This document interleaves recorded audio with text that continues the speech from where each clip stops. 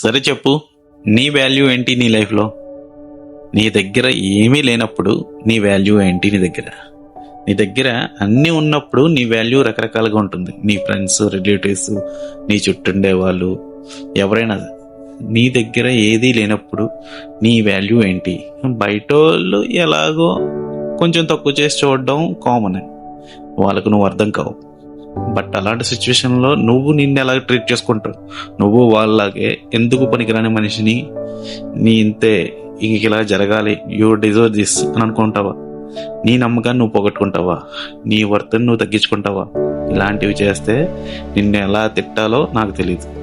అందరి గురించి వదిలే, నీ వర్త్ నువ్వు తగ్గించుకో. నీ దగ్గర ఏది ఉన్నా ఏది లేకపోయినా, ఏమీ లేనప్పుడు అసలు తగ్గించుకో. ఇంకా ఇంకా గర్వంగా ఫీల్ అవ్వాలి. ఎలా పాసిబుల్ అవుద్ది అని అడగచ్చు, కానీ ఏమీ లేనప్పుడు ఎందుకు గర్వంగా ఫీల్ అవుతానని అనుకుంటాం. ఈ మూమెంట్లో లేనప్పుడు రేపొద్దున్న వచ్చే మూమెంట్లో ఏమి ఉండదని ఎలా అనుకుంటావు? ఈ కష్టాలు నువ్వు దాటలేవా? ఈ ఫేజ్ నువ్వు దాటలేవా? అన్నీ చేయగలవు. కానీ ముందు నిన్ను నువ్వు నమ్ముకో. నిన్ను నమ్ముకొని నీ వాల్యూ నువ్వు తగ్గించుకోకుండా నీకు నువ్వుగా వాల్యూ చేసుకున్నప్పుడు నీ చుట్టూ ఉండేవాళ్ళు ఎవరూ నీకోసం చప్పట్లు కొట్టరు, నీకోసం నిలబడరు కూడా.